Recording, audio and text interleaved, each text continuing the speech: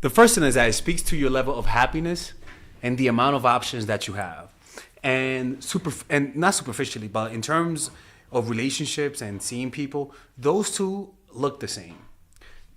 The amount of happiness that you have and the amount of options that you have demonstrates the same behavior, you know? And it demonstrates that you're someone that's wanted by other people. And also it means that you're someone that likes yourself. Either or, whether or not you like yourself or whether or not you're wanted by other people and people find you attractive, they're both equal in the eyes of somebody who's trying to go out with you, you know? And this is why when you try hard, you're pretty much saying two things or three things. One, that you're not happy with yourself. Two, that you don't have options, or both. And it's not that people add it up, you know what I'm saying? But that people sort of have an intuition for that. And that's why developing a meditation practice is so important, because it increases your level of happiness and it increases the amount of the unconscious attractive behavior, if that makes any sense, right? It increases it because you just have more options, or you're happy. When you're happy, you're not anxious. When you're happy, somebody doesn't cause you to start acting out of character. It doesn't cause you to start getting impatient. It doesn't cause you to start making mistakes. You know, when you're happy and have options, you're more stable. For example, when you have options, all of those needy emotions you have get suppressed. You know, because validation suppresses those emotions. But then when you're happy, you don't have those emotions there. So either or, they're both the same behavior. You get what I'm saying? Now, the one where you're validated and as a result, that's why you act confident, that will eventually crumble in the long term, right? But in the short term, within the 5-year range of knowing people, it's actually pretty viable. So that's the thing, right? Is that you act confident with options because it suppresses the negative emotions, consistent validation. But then when you're happy, you don't have those negative emotions suppressed, so you start acting attractive. And as a result, you don't try hard. You know, you don't try hard. The next thing is that there's no change in sudden behavior. Usually people start off with an act. And once they sense that you like them back, they start acting how they usually are. And that tends to catch people by surprise, right? And it's actually a turnoff. You kind of could feel that you were acting the whole time.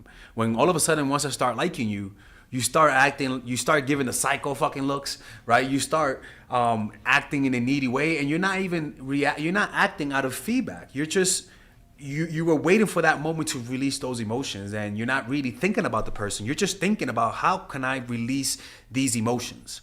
You're not thinking about how to give them an experience, right?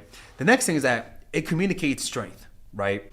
It communicates strength simply because the way that you behave when you really like someone is a reflection of how you've been treated before. If you had the bad luck to not get the love, the affection that you give in return, if you had that bad luck, it'll be communicated in how you treat people when you really like them, right? You've associated anxiety and rejection, and so as a result, your nonverbal cues are going to be showing nervousness.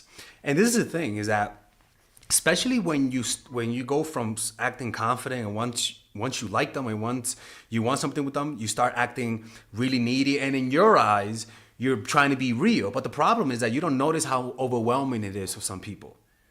You know, it feels too overwhelming. And people unconsciously do not want to be with someone who other people don't want. People unconsciously do not want to be with someone who other people look down on. You unconsciously do not want to be with someone who you know could, like, I'm not trying to say that not being wanted by someone is a bad thing, you know, because we all have that. But there is a bad taste in the mouth that it leaves whenever we know that you have begged in the past, whenever you have lowered yourself for the sake of somebody's validation, right? It's kind of similar to that. You're like, if you got that low just to try to get someone, right? And you were that needy, why should I pursue you as a result? And I know it sounds superficially, right? But that's how humans think. It's like how people, when somebody sees you having friends, they're going to be more likely to be your friend simply because other people want you. It's called the pre-selection. So when you communicate to people that you've been rejected, that you were the one that wanted something and the other person didn't want it, if you communicate that through your behavior, and when I mean your behavior, meaning that there's a try hard aspect to you. You give too many gifts too fast, too soon. You're way too thoughtful in your gift, right? You give your eye contact is too intense. You open up a little bit too fast and with too much intensity. Those things communicate that maybe you have had some bad luck in your dating life. And there's nothing wrong with having the bad luck. The problem is that when it shows in your face, that's the issue. It's not that you have had a bad past. It's that it still shows in your face and you're not over it. And it leaves a stench. It's like a stench, like you smoking weed and you're walking down the street, right? And you still smell like weed. Right? Oh, that sounds very specific, Alexis. It's kind of like that, right? But that's the thing. There's nothing wrong with being rejected. There's nothing wrong with being played. The key is to get over it. Is to have the mental faculties and the emotional strength to get over it. But when people sense that you're still not over it, and you could tell in the eyes, and you could tell in desperate behavior, because that's what it is being scarred by being rejected by someone that you like, people don't want that. So I don't want to communicate to you guys that having, failed relationships is a bad thing. There's nothing wrong, man. I get played too, man. Come on, man. But how long does it linger? Are you still over them? How long does it take you to learn your lesson? Those things matter. And people who who try hard tend to communicate that. But then when you don't try hard, what you're communicating is that you've had an easy time in your dating life, or that you have the emotional faculties, the emotional strength, the emotional immune system to be able to get through toxic people, bad relationships, and still come out on top and still feel confident about yourself. That's why you want to be able to develop an emotional resilience, so that you could show people that you have that ability to go through stages in life and go through those stages smoothly without looking back. That's why God said, if you look back, you'll turn salty, right? Told Lot, motherfucker, don't look back. Don't be salty. Keep looking forward, And this is why developing a meditation practice is so powerful. Because when you develop a meditation practice, you won't try hard. You already have everything that you need. You are your own ecosystem of positive emotions. You yourself, your own presence makes you feel good. And the reason why is because you're connected to your body. When you develop a meditation practice, you're connected to your body. And because of that, you derive more pleasure out of experiencing your senses.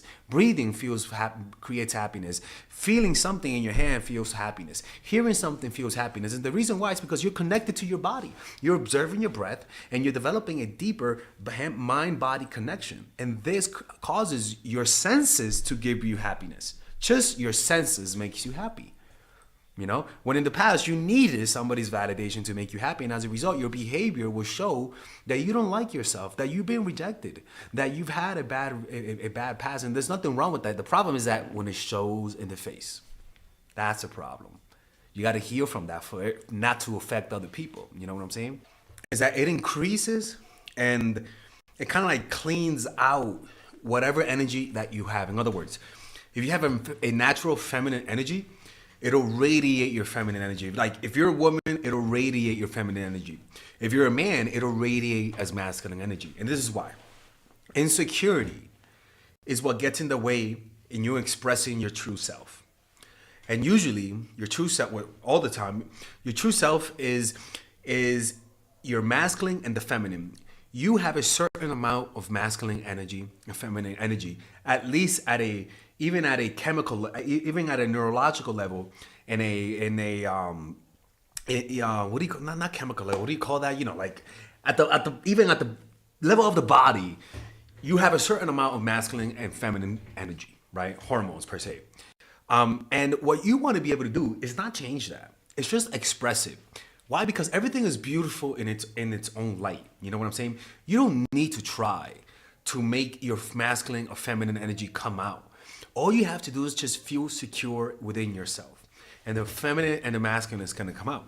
So when you stop trying, which is a reflection of insecurity, you tend to express a natural, beautiful energy. So me, if I'm dating a girl and I don't try hard, my relaxed energy, and that don't mean I'm not going to chase her. I'm definitely gonna chase her, but I'm also reacting to her. And if you don't reciprocate my energy, I'm not gonna over pursue it. And so that relaxed nature it radiates as masculine energy. And a woman will assume and think and say, "Wow, that this guy has a very confident masculine energy."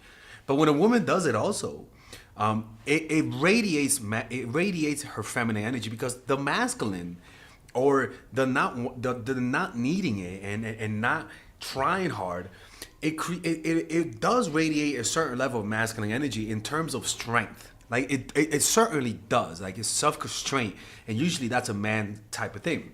And this masculine energy will complement a woman's feminine energy, you know?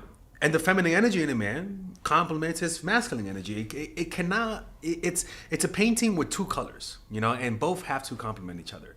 And this is the power of not trying hard, is that it literally cleans out your energy, and it'll radiate as confident, and people will gravitate to that, because people gravitate towards people who are unrepressed and who express their true nature.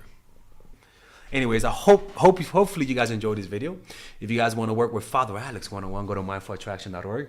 All right, if you guys enjoy these videos about stoicism, dating, relationships, self-help, moving up in life, I would recommend you guys check out some of my courses that I have for sale. These courses are courses for men and women.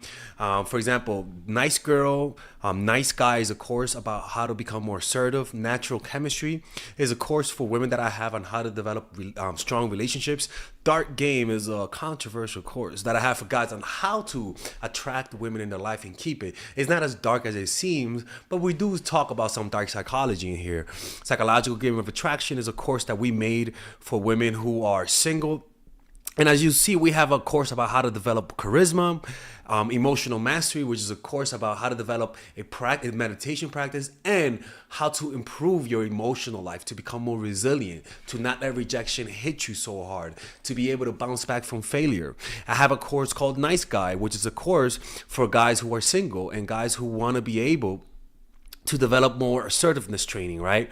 Most of these courses come at $99. And there you can also purchase the bundle, where you guys can purchase all of the courses in one go at a discounted rate, right? We have a bundle for women and a bundle for men. So click in the description down below to check them out. You can browse around and see the courses that you like. And if you don't like them, you guys can ask for a 30-day money-back guarantee, and I'll give you guys the money back, okay? And in fact, we actually have a new one for women right now we're developing. It's called The Feminine Woman. So if you're a woman watching, this course is specifically to help women become more feminine, to embrace their feminine while embracing their masculine energy. And I'm actually going to make a course for that, like that for men, which is called the Masculine Man, which is a course on how to develop masculinity and develop masculine energy, to attract women in your life, to attract business success in your life, to be able to be better socializing, to read people better. It's truly an all-around course. So if you guys want to check out those courses, click on the description down below where it says purchase the courses, and I'll see you guys inside. Bye-bye.